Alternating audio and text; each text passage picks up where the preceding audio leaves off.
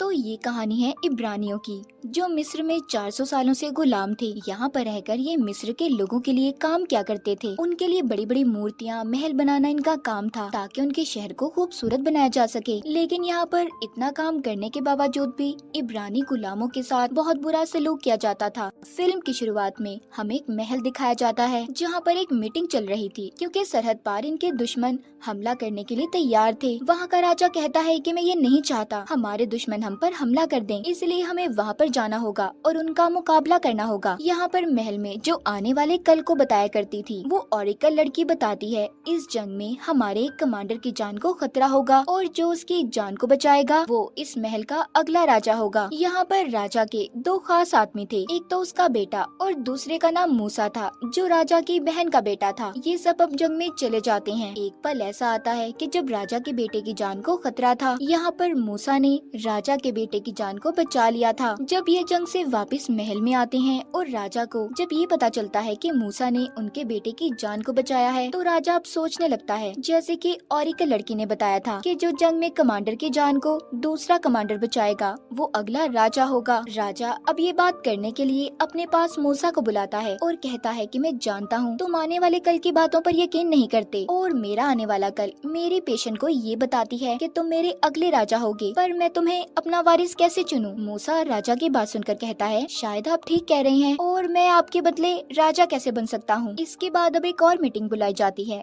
जिसमें बताया जाता है कि इब्रानी गुलाम वो बहुत ज्यादा तंग कर रहे हैं और सही से काम भी नहीं कर रहे। अब इस बात का पता करने के लिए राजा अपने बेटे को हुक्म देता है कि जाओ और जाकर पता लगाओ कि आखिर माजरा क्या है। जैसा कि अब ये पेशेंट गोई हुई थी कि अगला राजा मूसा होगा, तो राजा के बेटे के दिल में इस बात को लेकर मूसा के लिए शक पैदा होने लगता है। अब मूसा राजा के बेटे के पास आता है और कहता है कि तुम गुलामों के पास मत जाओ, ये तुम्हारी शान के खिलाफ होगा, आखिर तुम राजा के बेटे हो। मैं इन सब बातों का पता करने जाता हूँ। मूसा जब उन गुलामों के पास जाता है तो वहाँ के हालात बहुत खराब थे। गुलामों को उनके काम के बदले इनाम देने की बजाय मारा पीटा जाता था। मूसा जब वहाँ के वजीर से बात करता है तो वजीर बताता है कि इनके साथ ये सब इसलिए किया जा रहा है, ये गुलाम हमारे खिलाफ बगावत पर उतर आए हैं। मूसा कहता है तुम इन बातों को छोड़ दो, मैं गुलामों से खुद बात करूंगा। मूसा अब इब्रानी गुलामों के सब बुजुर्गों को एक जगह पर जमा करता है और उनसे बात करता है। उन गुलामों में से एक बूढ़ा आदमी बोलता है कि हम बस अपने मुल्क वापस कन्नान जाना चाहते हैं। मूसा ये सुनकर कहता है कि तुम जानते हो वो इलाका कितना खतरनाक है, वहाँ पर कितने खतरनाक कबीले के लोग रहते हैं, अगर तुम वहाँ पर गए तो कभी बचकर वापस नहीं आ पाओगे। मूसा उस बूढ़े आदमी से पूछता है कि तुम मुझे बताओ कि तुम्हारा नाम क्या है। वो बूढ़ा आदमी कहता है कि पहले तुम मुझे बताओ तुम कौन हो। मूसा उन्हें बताता है कि मैं महल से आया हूँ, मेरा नाम मूसा है और मैं राजा की बहन का बेटा हूँ। ये सुनकर सबको न जाने क्या हो जाता है, सब लोग बहुत खुश हो गए थे। अब इस बात के बाद वही बूढ़ा आदमी अपने एक आदमी के जरिए मूसा को अपनी बस्ती में बुलाता है। मूसा जब उसके पास जाता है तो बूढ़ा आदमी इसे अब सारी कहानी सुनाता है। कहता है कि जब तुम पैदा हुए तो उस साल एक पेशेंट गोई प्रेडिक्शन की गई थी कि हमारा मसीहा पैदा होगा जो हमें छुड़ाकर यहाँ से ले जाएगा। उस साल जब महल में इस बात का पता चला तो महल के लोगों ने हर इब्रानी बच्चे को मरवाने का हुक्म दिया। तुम्हारे माँ बाप तुम्हें किसी भी कीमत पर खोना नहीं चाहते थे, इसीलिए उन्होंने तुम्हें एक संदूक में बंद करके नदी में बहा दिया। उस वक्त महल के राजा की बहन उस नदी में नहाया करती थी, वो तुम्हें अपने साथ लेकर महल में चली गई और अपना बेटा बना लिया। तुम असल में इब्रानी हो। मूसा उस बूढ़े आदमी से कहता है अच्छी कहानी थी, मैं तुम्हारी इस कहानी पर बिल्कुल यकीन नहीं करता। जब वो बूढ़ा आदमी मूसा को ये कहानी सुना रहा था तो उसे दो और आदमी भी सुन लेते हैं और लालच में आकर महल में जाकर सब कुछ वजीर को बता देते हैं। इसी दौरान राजा की हालत भी बिगड़ने लगी थी। राजा की जल्दी मौत हो जाती है। अब नया राजा उसके बेटे को बना दिया गया था, जो मूसा से नफरत करता था और बहुत ही बेरहम जालिम इंसान था। वजीर आकर सारी सच्चाई राजा के बेटे को बताता है, जो अब उनका नया राजा था, जिसे सुनकर वो काफी हैरान हुआ था। अब तो वो मूसा से और भी नफरत करने लगता है, इसलिए इस चीज का बहाना बनाकर उसने मूसा को महल से निकाल दिया था।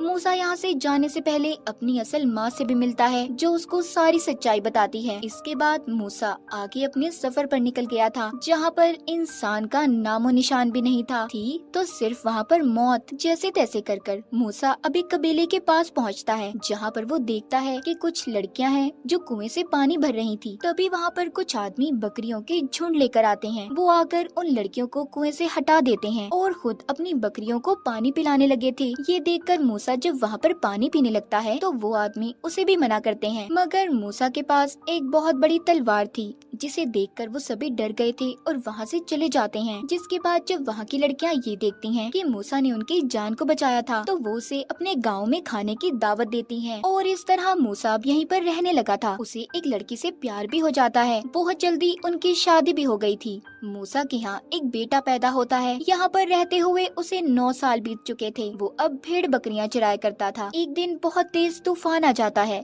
उसकी बकरियां तूफान की वजह से एक पहाड़ पर चढ़ गई थी, जिसे यहाँ के लोग गॉड खुदा का पहाड़ माना करते थे। जब मूसा अपनी बकरियों को लेने ऊपर चढ़ता है तो बहुत ज्यादा मिट्टी और पत्थर नीचे गिर रहे थे, जिस वजह से वो मिट्टी में ही दब जाता है। उसका सिर्फ मुंह बाहर था। थोड़ी देर बाद जब उसे होश आता है तो देखता है कि एक दरख्त को आग लगी हुई है। तब उसके पास एक बच्चा आता है जो कहता है कि तुम यहाँ पर आकर अपने पुराने लोगों को भूल गए जो तुम्हारा अब तक इंतजार कर रहे हैं। वो जानते हैं कि एक दिन उनका मसीहा उन्हें आजाद जरूर करवाएगा। वो ये बातें सुनकर बेहोश हो गया था। अब जब उसको दोबारा से होश आता है तो वो अपने घर था, जहाँ पर वो अपनी बीवी को उस बच्चे के बारे में बताता है। कहता है कि मुझे लगता है गॉड मुझे इशारा दे रहे हैं कि जाकर मैं अपने लोगों की जान को बचाऊं। मूसा को एक बार फिर ये बातें सुनाई देती हैं, इसीलिए अब उसने ये फैसला किया था कि वो दोबारा मिस्र जरूर जाएगा। मिस्र पहुंचकर सबसे पहले ये उसी बूढ़े आदमी के पास जाता है जिसने इसे सारी सच्चाई बताई थी। वो कहता है तुम्हारे जाने के बाद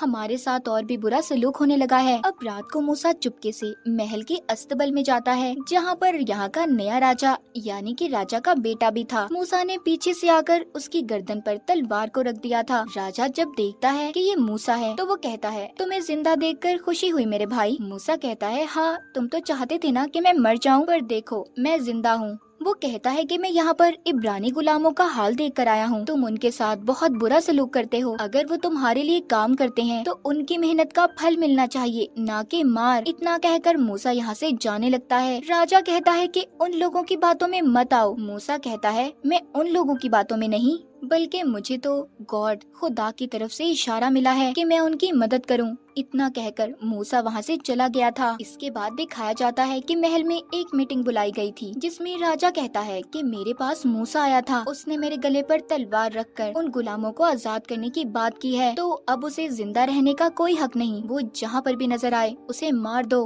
अब जिस भी फैमिली से मूसा के बारे में पूछा जाता कि वो कहाँ पर है, जो मूसा का साथ दे रहे थे वो कुछ भी बताने के लिए तैयार नहीं थे। इसीलिए राजा के सिपाही उनको जिंदा ही लटका देते हैं, यानी कि ये उन गुलामों के लिए मूसा के बारे में ना बताने की सजा थी। दूसरी तरफ मूसा को दिखाया जाता है जो गुलामों के साथ मिलकर अपनी एक टीम तैयार कर रहा था, जिसमें वो उन्हें घुड़सवारी, तीरंदाजी और तलवार चलाना भी सिखाता है, ताकि ये सब मिलकर अपनी आजादी के लिए लड़ सकें। बहुत जल्दी मूसा की टीम तैयार हो गई थी। सबसे पहले ये लोग ये प्लान बनाते हैं कि ये मिस्र के रहने वाले लोगों को तंग करेंगे, ताकि वो अपने राजा से कहकर इन्हें आजाद करवा दें। वो उनके घरों में भी आग लगा देते हैं, यहाँ तक कि उनकी कश्तियाँ भी जला दी थी।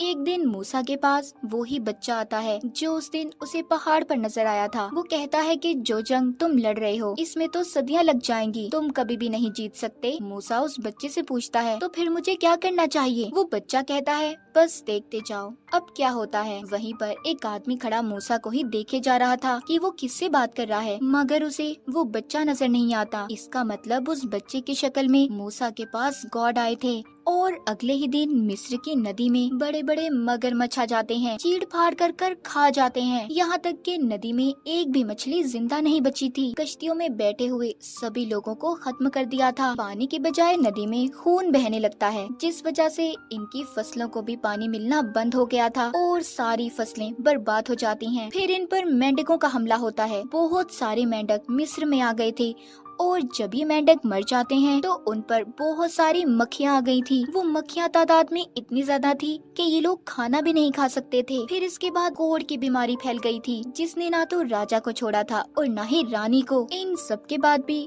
राजा बाज नहीं आया था। एक दिन मूसा एक घोड़े पर लिखकर राजा के पास भेजता है कि तुम्हें गुलामों को आजाद करना होगा, वरना इसके बाद और भी आफतें तुम पर आ सकती हैं, जो गॉड खुदा की तरफ से हैं। मगर राजा अभी भी मानने को तैयार नहीं था। इसके बाद तो वो गुलामों पर और भी जुल्म करने लगा। जब गॉड ये देखते हैं तो अब मिस्र में पत्थरों की बारिश होने लगी थी। सब भेड़ बकरियां मर जाती हैं और आखिरी हमला टिड्डियों का था, जिससे वहाँ की सारी फसलें बर्बाद हो गई थी। राजा भी इन सब आफतों से तंग आ गया था, इसीलिए वो अपने गॉड से दुआ करने जाता है ताकि सारी मुसीबतें हट सकें। तभी उसे महसूस होता है कि उधर मूसा है। वो कहता है, मूसा तुम यहाँ हो ना? जिसके बाद अब राजा को गुस्सा आ गया था। वो कहता है, हाँ पहले मैं समझता था कि ये सब खुदा की तरफ से है, पर मैं समझ चुका हूँ कि ये सब तुम कर रहे हो मूसा। अब तो मैं एक भी गुलाम को आजाद नहीं करने वाला और मैं देखता हूँ जीतता कौन है, मैं या तुम्हारा गॉड। जिसके बाद मूसा दोबारा से उसी पहाड़ पर आता है